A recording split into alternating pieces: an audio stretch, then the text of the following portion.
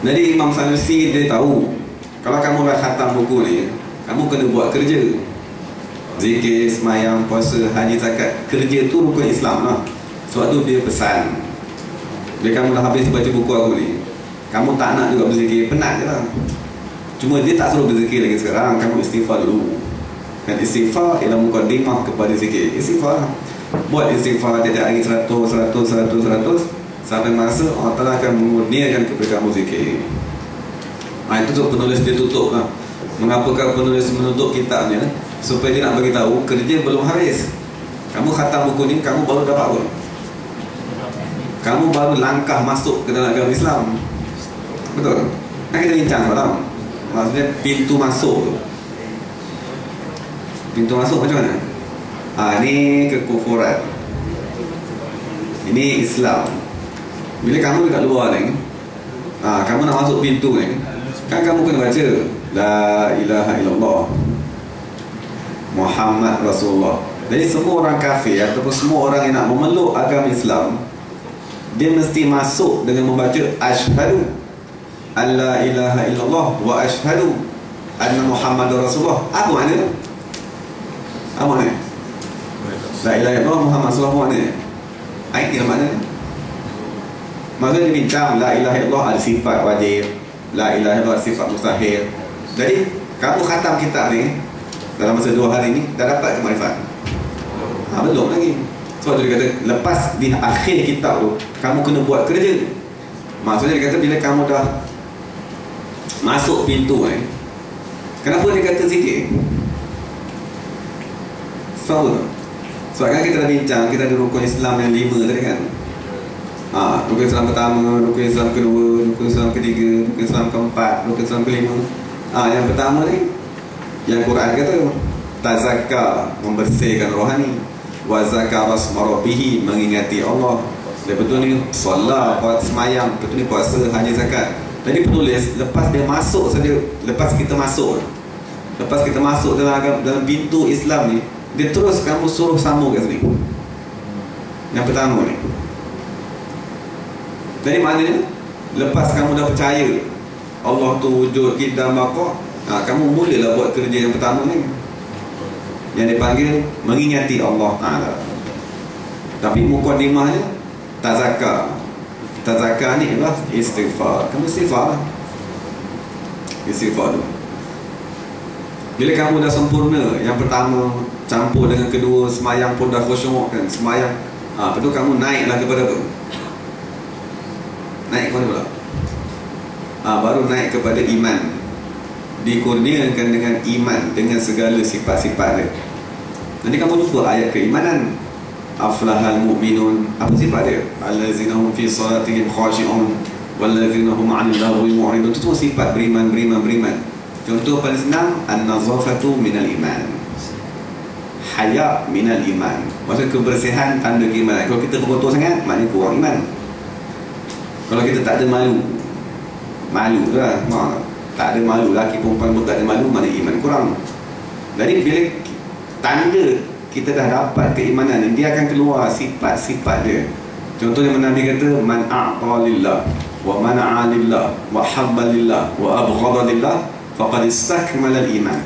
Siapa yang beri kerana Allah, siapa yang tak beri kerana Allah, siapa yang marah kerana Allah, siapa yang cinta kerana Allah, faqad istakmala al-iman, baru sempurna iman. Dan iman ni kena usaha kan. Bila kamu amalkan rukun Islam ni, iman kamu dapat 1 hari 1% bertambah sempurna. Besok kamu kerjakan lagi rukun Islam ni, tambah iman 2%. Marah, benci, cinta, kasih, semua kerana Allah, bukan kerana dunia kan, bukan kerana ni orang kaya ni, tak ada, semua tu tak ada lah. Semua kerana Allah Subhanahu Wa Taala. Bila dah sempurna iman, baru dia naik ke mana? Ke muncak tertinggi di atas ni, yang dipanggil sebagai ihsan. Itu je lah. Ni dia panggil sirat mustaqim. Sirat mustaqim ialah Islam, iman dan ihsan, 3 tu yang kamu minta tiap-tiap hari tu. Cuma nak kena kerja, mulakan kerja tu dengan mula ni lah. Kerja pertama dia ialah istighfar kan, tiap-tiap hari 100 kali. Cuba buat. Nanti Allah akan bukakan jalan tu untuk kamu meneruskan ibadat. Wallahu a'lam. untuk kefahaman tu, kita buat karangan dalam bahasa Malaysia. Kita buat dalam SPM kan. Karangan tajuk dia apa dia? Pendidikanku.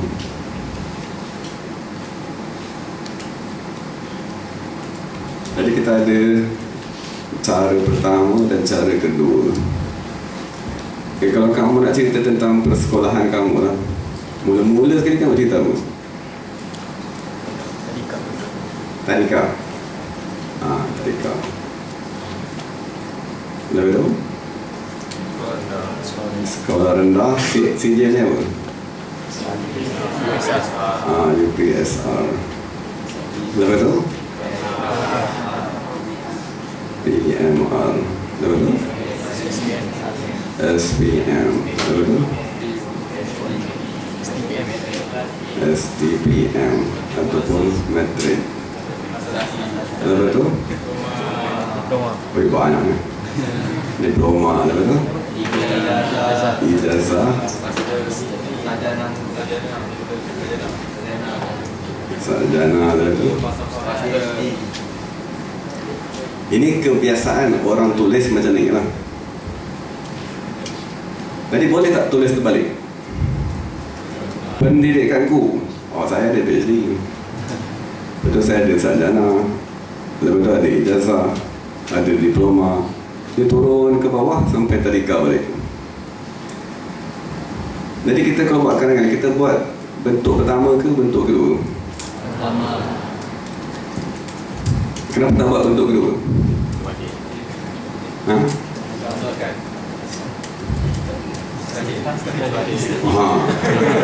Dia harus dia. Ini bukan mustahil. Okay, soalan ni macam ni. Kamu baca Fatihah tiap-tiap hari, betul? Fatihah tu dia tulis ikut bentuk pertama ke bentuk kedua? Kedua. Pertama ke kedua? Kedua. Surah Fatihah dia tak ikut kamu buat karangan, betul tak? Surah Fatihah dia tulis ikut bentuk yang kedua tu. Ayat pertama yang kamu baca dalam Fatihah ialah ayat yang paling tinggi sekali ceritanya.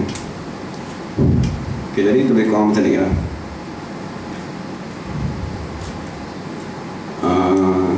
Ni kita bincang. Ni orang belum Islam lah, kekufuran tadi kan. Itu dia nak masuk agama Islam, masuk dia daripada luar tadi. Bila dia nak masuk agama Islam, dekat pintu ni kita sekat dia. Kita suruh dia buat apa? Kita suruh dia belajar akidah. Maksudnya kita suruh dia kenal lah Allah yang dia nak baca asyhadu an la ilaha illallah. Lepas tu dia nak baca asyhadu anna Muhammadar Rasulullah. Okay, lepas tu bila dia nak masuk agama Islam, dia kena buat apa? Buat apa? Itu kita bincang tadi. Bila dia nak masuk dalam agama Islam, dia kena cari allazina an'amta alaihim, ayat terakhir.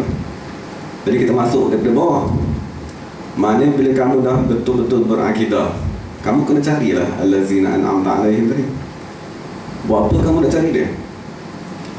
Sebab kamu nak ambil daripada dia apa? Sirat. Betul tak? Dia ni atas kan? Maksudnya kamu dah jumpa allazina an'amta alaihim, baru dia boleh bukakan jalan tu, baru dia boleh tunjukkan jalan. Dan jalan tu ada berapa? Maksud kita ni ada berapa? Kita ada jasad dan kita ada roh. Jadi kita ada dua jalan, perjalanan rohani dan perjalanan dan kita ada perjalanan rohani. Jadi aktiviti berjalan berjalan di dalam jalan, namanya apa? Na'budu. Na'budu kan kamu buat kerja. Dari satu Imam Zakaria Ansari, dia kata bila kamu sebut saja aku menyembah, kamu kena menyembah dengan dua-dua tu. Kamu kena menyembah dengan roh dan jasad, menyembah dengan roh dan jasad serentak. Dan kita nak bincangkan subjek dasar ni namanya fiqh. Subjek roh ni namanya tasawuf. Bila kamu beribadat, kamu akan sampai dekat nasta'in. Apa makna nasta'in? Kamu mengetahui perkara sebenar. Macam ni, apa makna mengetahui perkara sebenar? Sekarang ni kamu tahu tak perkara sebenar? Apa perkara sebenar yang ada pada diri kamu tu? Perkara sebenar ni ialah setiap saat kamu meminta tolong dengan Allah. Betul tak? Kan kamu nak wujud ni kena minta tolong dengan Allah. Kamu nak mendengar kena minta tolong. Kamu nak duduk ni, kalau Allah tak tolong kamu tergolek dah. Kamu nak mendengar, kalau Allah tak tolong. Cuma sekarang kenapa manusia tidak menyedari tu?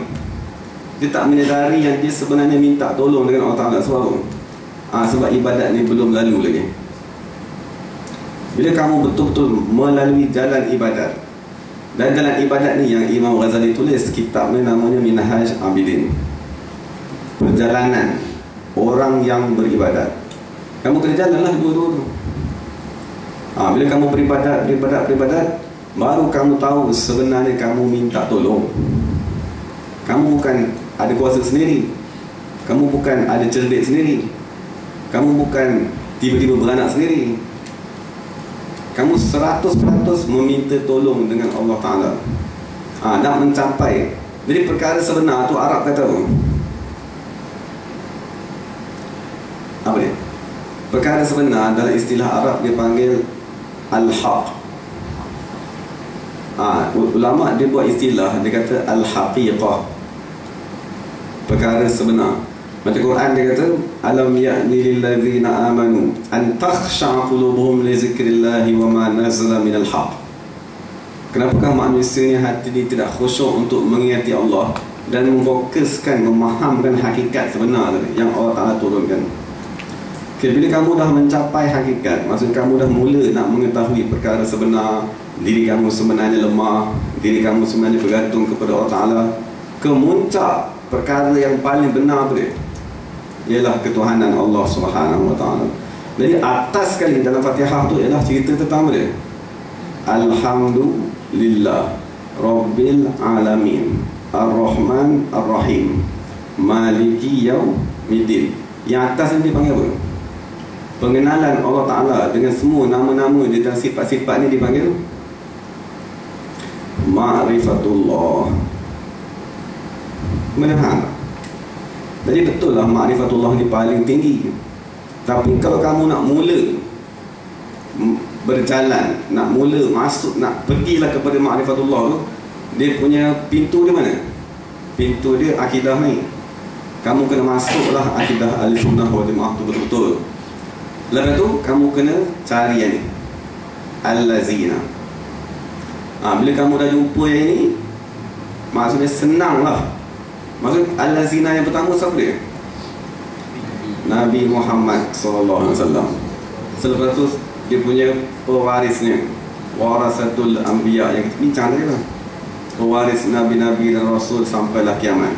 Maksudnya manusia yang membimbing kamu dengan ibadat rohani dan jasmani ini. Dari Fatihah dia tulis paling atas apa dia? Yang paling tinggi itu Ma'rifatullah Subhanahu Wa Ta'ala. Lepas tu dia turun ke bawah, kamu kena mengetahui perkara sebenar. Wa iyyaka nasta'in. Bawah lagi kamu kena beribadat. Bawah lagi cerita tentang jalan aja dulu. Bawah lagi cerita tentang pembimbing kepada jalan. Dari Fatihah dia ialah ringkasan perjalanan hidup kamu. Fatihah yang kamu baca ya. Tapi kenapa dia cerita Ma'rifatullah tu atas sekali? Macam ni lah kalau kita buat karangan, kalau kita cerita yang ini atas sekali, sebab apa? Kalau dalam bahasa Arab dipanggil membangkitkan semangat. Iqaz dipanggil, membangkitkan al-himam, semangat kamu lah. Maksud kalau kita cerita tiap hari kita bubur dalam kepala kamu, mesti dapat sijil tertinggi, mesti dapat PhD, mesti dapat PhD. Jadi melekat dalam kepala kamu, aku mesti belajar sungguh-sungguh sampai dapat ni. Tapi kalau tiap hari kamu duk cerita SPM. Lepas tu tengah sekolah, Jadi cara Allah Ta'ala tadi nak menarik kamu beribadat, pertama sekali kamu baca dalam Fatihah sama. Kamu sebut yang tertinggi sekali, iaitu mengenal Allah Subhanahu Wa Ta'ala. Lepas tu baru diturun jalan dia satu jalan. Dan cerita ni sama dengan azan yang kamu baca, yang dilaungkan. Sama, maksudnya format dia sama, cuma dia buat cerita lain sekali. Jadi dalam syariat, yang dari pintu masuk untuk kamu jalan dalam Fatihah ni, pintu masuk dia apa? Inilah akidah yang kita dah baca tadi. Kan akidah Ahli Sunnah wal Jamaah. Lepas tu kamu kena doa, kan bersungguh-sungguh supaya dikurniakan dengan pembimbing untuk ibadat. So ini apa yang kamu nak buat sekarang ni? Nak beribadat yang ini. Tujuan kamu ialah ni lah ibadat. Maksudnya kamu nak beribadat bersungguh-sungguh. Jadi kamu kena ada lah allazina an'amta, maksudnya orang yang membimbing kamu. Dia tengok, oh kamu rukuk salah, kamu baca Fatihah tak betul. Lepas tu dia tengok pula, oh kamu tak khusyuk. Khusyuknya kurang, ini ingat dunia banyak sangat, ini cinta dunia. Tadi dia akan tegur lah sikit demi sedikit. Sebab dia boleh mengajar rohani dan jasmani kamu. Dan ini kesimpulan adalah supaya kita baca Fatihah tu kita hayati sikit. Dan maksudnya Fatihah yang kamu baca tiap hari itu ialah perjalanan hidup kamu sendiri. Dan maksud kamu punya tujuan ialah Alhamdulillah, mengenal Allah Subhanahu Wa Ta'ala. Sebab Alhamdulillah ni maknanya apa? Alhamdulillah ni sama seperti kamu buat ayat Zaid ialah seorang yang rajin. Betul? Kamu kata Zaid ialah seorang yang rajin, tetapi kamu tak kenal Zaid. Ayat tu betul ke salah? Salah lah, macam kamu buat ayat palsu je. Macam mana kamu duk cerita tentang Zaid pagi petang siang malam, kita tanya balik siapa dia Zaid, kamu tak kenal. Jadi sama juga dengan Allah Ta'ala ni. Kita tiap hari cakap Subhanallah, Alhamdulillah, Allahu Akbar. Tapi kalau kita tak kenal Allah Ta'ala tu, maksudnya banyak ibadat kita tak sempurna lagi. Jadi kita mohonkan daripada Allah Subhanahu Wa Ta'ala agar memasukkan kita di dalam jalan ibadat. Dan cuma mukadimah ni kita banyakkanlah istighfar. Dan kalau kita memperbanyakkan istighfar, cepatlah Allah Ta'ala memasukkan kita ke dalam jalan ibadat. Tapi kalau kita masih bawa penyakit hati kita tu pagi, petang, siang dan malam, dan kita kurang beristighfar, dikhawatiri lambat dan untuk Allah memilih kita masuk ke dalam jalan ibadat tadi. Sebab jadi kunci ibadat ni ialah apa dia? Akidah. Kedua, kamu kena dibimbing oleh allazina an'amta alaihim. Dan setelah akidah kamu betul, ikut apa yang diajar oleh ulama Ahlussunnah wal Jamaah, lepas tu kamu mesti dibimbing. Sebab nak beribadat ialah kerja yang paling susah. Macam kamu sekarang ni kan, kamu nak belajar, ambil diploma, ambil degree, kamu kena ada guru. Yang guru ajar dalam kelas, guru bimbing, guru bagi markah. Sama juga. Kamu nak beribadat, mesti ada allazina an'amta alaihim. Dia bimbing kamu, dia ajar. Dia kata yang ini dahulukan, yang ini kemudian, yang ini wajib buat, yang ini sunat, yang ini jangan buat dulu, ni buat sekarang. Sebab ibadat amat banyak. Ada beratus-ratus. Jadi kamu buka kitab Al-Azkar tu, atau buka kitab, ada banyak sangat ibadat sampai kamu boleh kepada. Jadi mana yang kamu nak buat dulu? Berapa banyak nak buat, dan bila nak buat, sekarang nak buat apa, besok nak buat apa. Ini sebab itulah Fatihah dia kata, selepas kamu masuk dalam pintu agama tadi, kamu carilah allazina an'amta alaihim. Lepas tu barulah kamu jalan dan masuk dalam Fatihah tadi sampai kepada Alhamdulillahirabbil alamin. Jadi itu dia punya ringkasan dan kesimpulan lah. Dan Alhamdulillah dalam beberapa hari ni kita sempatlah bincangkan di sini di bawah ni. Kan maksudnya tentang akidah tadi Ahlussunnah wal Jamaah tu. Moga-moga Allah Subhanahu Wa Ta'ala meneruskan perjalanan kita dan memberikan kepada kita kemampuan untuk menjadi ahli ibadat. Wallahu ta'ala alam.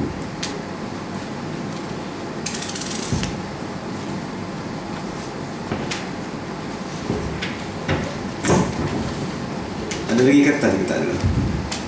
Bagi saya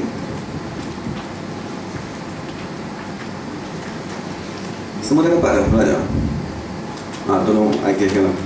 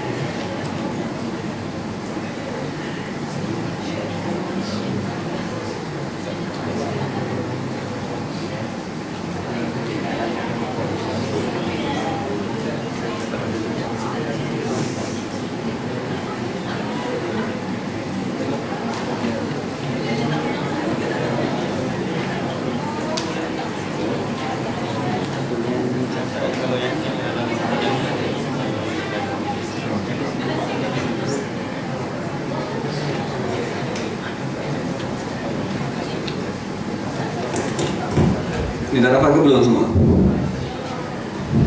Belum. Okay, yang berada di hadapan kertas ni ialah sanad lah. Sanad daripada kita kepada penulis kitab. Jadi kita minta lah sedikit sanad ni kemanfaatannya apa dia. Maksudnya Imam Abdullah Ibn al-Mubarak, dia kata al-isnadu minad din, walau lal isnad laqala man syaa ma syaa. Maknanya sanad seperti sanad-sanad hadis, sanad Al-Quran, minad din ialah daripada agama Islam. Maksudnya perkara yang dituntut di dalam agama Islam. Dan betul dia kata, kalaulah sanad tadi tak ada, semua orang akan bercakap apa yang dia kehendaki. Jadi sekarang sanad yang paling kuat sekali dijaga di dunia ialah sanad Al-Quran. Jadi Al-Quran sampai kepada kita dengan silsilah guru yang amat muktabar, kan, guru-guru yang diyakini keilmuannya, kewarakannya dan semuanya. Jadi kita tahulah Quran yang kita pegang hari ini. Kalau kamu pegang saja Quran, kamu amat yakin inilah Quran yang dibaca oleh Nabi Muhammad SAW. Sebab satu dunia meriwayatkannya sama. Jadi sekarang ni begitu juga hadis-hadis Nabi. Hadis Nabi diriwayatkan kepada kita dengan bersanad sampai kepada Imam Bukhari. Cuma kita dah maksudnya dah dibukukan oleh Imam Bukhari. Cuma disambung periwayatan tu sampailah kepada kita hari ini untuk mengambil keberkatan. Cuma sekarang ni kita kena maklum, semua ilmu Islam diriwayatkan bersanad. Contohnya ilmu fiqh, kita ada salah silah ilmu fiqh daripada guru hari ini sampai kepada Imam Syafi'i, sampai kepada sahabat, sampai kepada Rasulullah. Dan ada sanad azan, kan, daripada guru sampai kepada Bilal Rabah, sampai kepada Rasulullah. Dan kita ada sanad di dalam ilmu apa tu, tasawuf, kan, sanad zikir sampai kepada Rasulullah. Sanad apa lagi, memakai kain serban sampai, semua dalam ilmu Islam ni ada sanad. Termasuklah akidah tadi. Maksud dalam kitab-kitab disebut silsilah sanad ulama sampai kepada Imam Abu Hasan Asy'ari, sampai kepada Imam Abu Mansur Maturidi. Maksudnya ijma' ulama, semua ulama telah mengiktiraf Imam Abu Hasan Asy'ari sebagai tokoh akidah. Jadi kalau kita ada sanad silsilah sampai kepada Imam Abu Hasan Asy'ari, jadi apa kita kata? Maksudnya akidah saya mengikut akidah imam yang agung yang telah disepakati oleh umat Islam. Boleh faham? Jadi sekarang ni tu Imam Abdullah bin Mubarak dia kata, kalaulah sanad tadi tak ada, setiap orang bila dia ada idea baru dia akan keluarkan. Besok beranak lagi ada idea baru dia akan keluarkan. Jadi dia tak ada bersalah-silah sampai kepada sahabat, sampai kepada tabi'in, sampai kepada tabi'in. Jadi kita tanyalah mana idea ni datang. Sebab tu bila kita kaji balik, kita ada Nabi beritahu akan berpecah umat kepada 73. Hanya satu kumpulan tu saja yang ada sanad. Boleh faham? 72 itu kita minta sanad dia tak boleh bagi. Maknanya idea yang kamu bawa sekarang, Qadariyah ke, Jabariyah ke, Mu'tazilah ke, idea yang kamu bawa sekarang, cuba kamu bagi silsilah guru-guru kamu sampai kepada sahabat ke, tabi'in ke, tabi'in, dia tak boleh buat. Sebab sanad tak boleh tipu. Sebab sekarang ni kan ada nama dalam ni. Nama ni diketahui oleh ahli sejarah.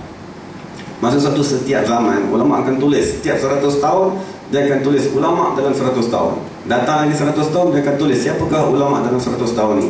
Datang lagi 100 tahun dia akan tulis siapakah ulama dalam 100 tahun.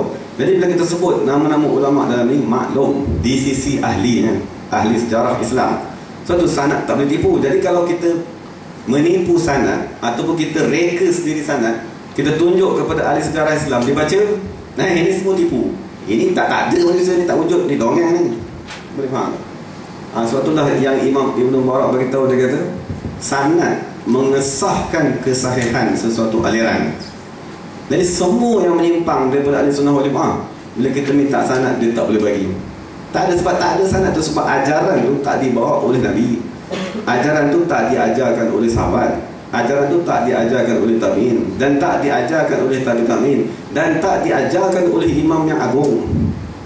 Jadi macam mana kita nak ada sanad sampai kepada orang-orang tu? Atau tu dalam aliran pengajian ilmu Islam, apabila kebiasaannya, sekarang ni imam Ummul Barahin ialah kitab yang telah diterima pakai oleh semua ahli sunnah di seluruh dunia. Jadi apabila Imam Sanusi menulis kitab, dia mengijazahkan periwayatan kitabnya kepada muridnya. Jadi dia mengizinkan muridnya untuk meriwayatkan kitab tersebut agar keberkatan penulis berpindah melalui periwayatan tadi. Lepas tu muridnya mengijazahkan kepada muridnya, muridnya mengijazahkan kepada muridnya, sampailah kepada kita hari ini. Jadi apabila kita telah khatam membaca kitabnya, kan, untuk mendapatkan keberkatan tadi, maksud kita mengijazahkan sanad, salasilah sampailah kepada penulis. Dan apabila kita khatam kitab tu, kita tahu, kalau kita pegang kitab ni, nanti kita tanya, kamu mengaji dengan siapa? Kita kata, saya mengaji dengan Ustaz Alif. Ustaz Alif mengaji dengan siapa? Dia meriwayatkan kitab ni daripada gurunya dalam tu, Syekh Abu Al-Aiz Mu'taz Subaini, dan dia ada meriwayatkan daripada guru dia sampai kepada penulis kitab tersebut. Jadi kita mempunyai salasilah sanad, dia panggil sanad keturunan ilmu. Boleh faham? Kita ada keturunan jasad, bapa kita, nenek moyang. Tapi ilmu Islam pun dia ada salasilah dia. Maksudnya ni kamu punya salasilah sampai kepada Imam Syafi'i, ni salasilah Quran kamu sampai kepada Nabi Muhammad, ni salasilah hadis sampai kepada Imam Bukhari. Jadi ini ialah warisan ilmu Islam. Maksudnya kebiasaan macam inilah zaman dahulu. Apabila seseorang tamat mengaji agama, dia akan diijazahkan dengan semua ijazah kitab-kitab, kitab Imam Syafi'i, kitab Imam Ghazali, kitab semua kitab-kitab ulama sampai kepada Rasulullah SAW. Cuma tradisi itu semakin lama semakin pupus lah. Cuma di setengah-setengah tempat masih lagi berterusan. Jadi tujuannya adalah supaya kita mengetahui salasilah kita sampai kepada penulis kitab, dan untuk mendapat keberkatan penulis kitab tersebut. Wallahu ta'ala alam. Jadi bila saya baca nanti, bila saya kata saya mengijazahkan, maka kita katalah saya menerima ijazah tersebut. Kita katalah di lidah kita saya menerima ijazah tadi.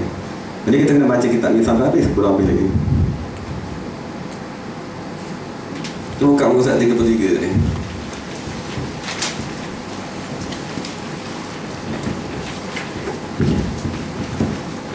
Bismillahirrahmanirrahim. Sesungguhnya orang yang banyak menyebutnya, maksud siapa yang banyak menyebut la ilaha illallah, la ilaha illallah, la ilaha illallah, maksudnya banyak apa ni?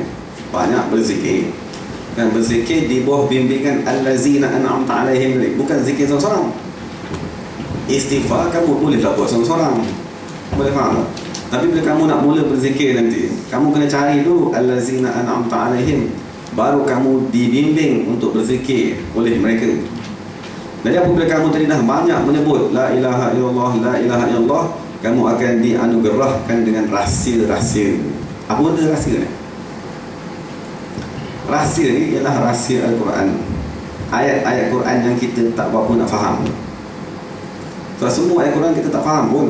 Dan tadi itu sebab sekarang ni, kalau kita ni nak memahami Quran, salah satu caranya kita mengajilah bahasa Arab, dan kita mengajilah tafsir.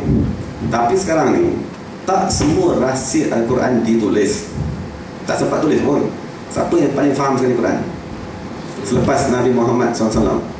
Sayyidina Abu Bakar As-Siddiq. Ada Sayyidina Abu Bakar tulis buku tafsir? Tak ada.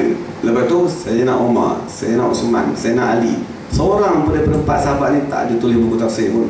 Tapi mereka lah manusia yang paling faham sekali Al-Quran. Jadi apa makna faham Al-Quran tadi? Rahsia tu dicampakkan di dalam diri mereka, dan tak semestinya dia tulis. Contohnya Khalifah Umar bin Abdul Aziz, dia khalifah kan, imam yang adil. Jadi satu hari Imam Mujahid ni anak murid kepada Ibnu Abbas, ulama tafsir yang agung. Jadi Imam Mujahid menziarahi Khalifah Umar bin Abdul Aziz. Bila dia ziarah, dia kata apa dia? Hari ini Umar bin Abdul Aziz mesti bertanya kepadaku tentang tafsir ayat-ayat Quran, sebab dia ulama tafsir kan. Jadi bila dia pergi ziarah Umar bin Abdul Aziz, Khalifah Umar bin Abdul Aziz syarahkan ayat Quran, syarahkan ayat Quran dekat depan dia. Akhirnya dia kata apa dia? Hari ni baru aku tahu aku yang kena mengaji dengan dia. Jadi apa makna tu? Itu dia panggil mengetahui rahsia. Jadi kalau kamu banyak berzikir, kamu banyak beribadat, kamu dekat dengan Allah Ta'ala bagilah makna ayat Al-Quran tadi. Sebab tu tak semestinya kamu nak kena jadi ustaz baru faham Quran. Tak semestinya kamu nak jadi mahal guru, tak semestinya. Kamu kuatlah beribadat kepada Allah Subhanahu Wa Ta'ala, kamu akan difahamkan dengan makna Quran tadi. Sebab tu kamu kena ada pembimbing tadi, allazina an'amta alaihim.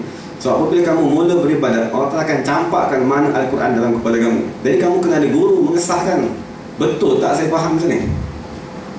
Sebab tu kamu kena ada allazina an'amta, sebab untuk mengesahkan hasil yang kamu dapat apabila kamu beribadat. Allah Ta'ala akan ilhamkan kamu sedikit sebab Al-Quran dia beritahu wattaqullah. Apa maknanya? Untuk bertakwa lah. Kalau kamu bertakwa, kamu beribadat, kamu jaga roh kamu, kamu jaga jasad kamu, apa kamu dapat? Wa yu'allimukumullah. Allah Ta'ala akan mengajar kamu. Akan pelik tu. Dia tak kata masuklah kelas, Allah Ta'ala akan mengajar kamu. Tak sama, dia tak kata macam tu. Dia kata kamu bertakwa lah. Maksudnya kalau kamu dekat dengan Allah, itu yang dibuat oleh sahabat. Mereka ialah ahli bahasa Arab, dia memang cakap Arab pun. Dan sahabat-sahabat ni, lepas tu dia bertakwa, bersungguh-sungguh. Allah Ta'ala campakkan ilmu yang amat banyak di dalam diri sahabat-sahabat tadi. Itu dia panggil wa yu'allimukumullah. Jadi ilmu Islam bukan hanya disekat kepada orang mengaji syariah, orang mengaji bagi usul dia, bukan. Ilmu Islam ni untuk semua manusia. Semua makcik di kampung kan, semua orang Afrika, Malaysia, semua boleh dapat ilmu agama tu. Cuma syaratnya wattaqullah, kamu bertakwa lah. Kalau kamu bersungguh-sungguh bertakwa, Allah Ta'ala akan ajarkan ilmu tersebut. Dan itu siapa yang cakap tu? Ni Imam Sanusi beritahu. Dia kata apa dia? Kalau kamu menyebutnya dengan banyak, kamu dianugerahkan dengan rahsia-rahsia. Jadi apa dia rahsia tu? Makna-makna Al-Quran. Makna-makna Al-Quran yang diilhamkan oleh Allah Subhanahu Wa Ta'ala, dan melihat perkara keramat. Maksud kamu akan dilihatkan dengan keagungan Allah Subhanahu Wa Ta'ala. Maksudnya akan dibukakan hijab. Dalam surah Baqarah mula-mula tu, kamu akan baca allazina yu'minuna bil ghaib. Manusia yang benar-benar beriman dengan perkara ghaib. Bila kita benar-benar beriman dengan perkara ghaib ni? Bila kamu melihat tu lah. Sekarang kita beriman tak dengan azab kubur? Beriman kan? Maksud kita beriman lah sebab cikgu ajar, ustaz kita ajar, apa lagi? Dah diajar daripada sekolah rendah sampai sekarang. Tiba-tiba satu hari Allah Ta'ala bukakan hijab di hadapan kamu, kamu melihat azab kubur tu depan mata kamu. Lagi kuat percaya. Itu dipanggil melihat perkara keramat. Boleh faham tak? Maksudnya alam ghaib ni ada ke tak ada? Ada. Cuma kamu diperintahkan untuk membersihkan hati dan membukakan mata hati kamu. Kalau kamu bersih hati, kamu buka mata hati, kamu akan dapat melihat ni perkara-perkara keramat, perkara-perkara keagungan Allah Subhanahu Wa Ta'ala yang tidak terhingga terlampau banyak. Sekiranya diizinkan oleh Allah, maksudnya bukan syarat lah. Kadang-kadang ada Allah tak bagi pun kan. Cuma yang penting kita beribadat sampai kenal Allah Subhanahu Wa Ta'ala. Itu adalah tujuannya. Jadi kita baca penutup penulis. Bismillahirrahmanirrahim. Taufiq la rabba ghairuhu wa la ma'buda siwa. Nas'aluhu subhanahu wa ta'ala an yaj'alana wa ahibbatana 'inda al-maut natiqina bi kalimati ash-shahadati 'alimina biha. Wa sallallahu ala sayyidina Muhammadin kullama dzakarahu adh-dhakirun wa ghafala 'an dzikrihi al-ghafilun wa radiyallahu 'an ashabi Rasulillah sallallahu alaihi wasallam ajma'in wa tabi'ina lahum bi ihsanin ila yaumiddin. Wassalamun ala mursalin walhamdulillahi rabbil alamin. Jadi kita baca bismillahirrahmanirrahim. Alhamdulillahi rabbil alamin. Wassalatu wassalamu ala sayyidil mursalin wa ala alihi wa sahbihi ajma'in. Ijazah matan Imam Sanusi Ummul Barahim. Saya Muhammad Al-Suhaim bin Ahmad Siddiqi mengijazahkan. Maka kita katalah saya terima. Mengijazahkan matan Aqilah Ummul Barahim kepada tulis nama lah. Tulis nama semak-semak sekarang. Bertarikh tarikh hari ini, nama masing-masing dan tarikh hari ini.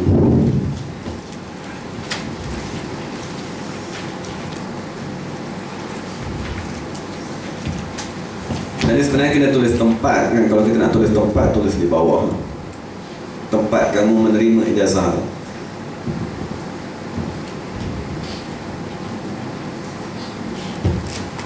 Jadi kita sambung, tak? Tulis kemudian apa tak apa. Saya menerima ijazah ini daripada beberapa orang guru. Ijazah ni maknanya apa? Kebenaran. Ijazah ni maknanya kebenaran sesuatu. Maksud sekarang ni kita membenarkan kamu meriwayatkan. Maksud kamu dibenarkan untuk meriwayatkan kitab ni kepada anak kamu nanti. Dan kalau kamu betul-betul mengaji, kamu betul-betul faham, kamu dibenarkan untuk mengajarkannya kepada ahli keluarga kamu. Kalau kamu dah jadi mahal guru satu hari, kamu ajar kepada anak murid kamu, ya. Tak ada masalah. Jadi saya menerima ijazah ini daripada beberapa orang guru, antaranya Musnid Syam Abu Na'is Muhammad Mu'taz Subani As-Salih Dimashqil Athari. Beliau meriwayatkan daripada Syekh Muhammad Yasin bin Isa Al-Padani.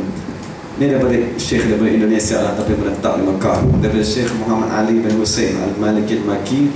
Daripada Syekh Abdul Haq Al-Ilhabadi. Daripada Syekh Abdul Ghani Al-Tihlawi. Daripada Syekh Muhammad Abid As-Sanadi. Daripada Sayyid Ahmad bin Sulaiman Al-Hajjam. Daripada Sayyid Muhammad bin Alauddin Al-Masjadi. Daripada Syekh Hassan bin Ali Al-Ujani Al-Maki. Daripada Syekh Ashur Al-Tunisi. Daripada Syekh Muhammad Al-Tawati. Daripada Syekh Abdul Qadir Khaddah. Daripada Al-Imam Al-Syekh Abu Abdullah Muhammad bin Yusuf bin Umar bin Syekh As-Sanusi Al-Misani Al-Maliki yang wafat pada tahun 895 Hijrah. Moga-moga Allah Subhanahu wa taala memberkati semua yang hadir dengan keberkatan penulis dan dengan keberkatan silsilah sanad yang mubarak ini. Moga-moga kita juga mendapat keberkatan daripada ilmu akidah yang dihimpunkan dalam kitab ini dengan keagungan Nabi Muhammad sallallahu alaihi wasallam. Wa sallallahu ala sayyidina Muhammadin wa ala alihi wa sahbihi ajma'in. Walhamdulillahi rabbil alamin.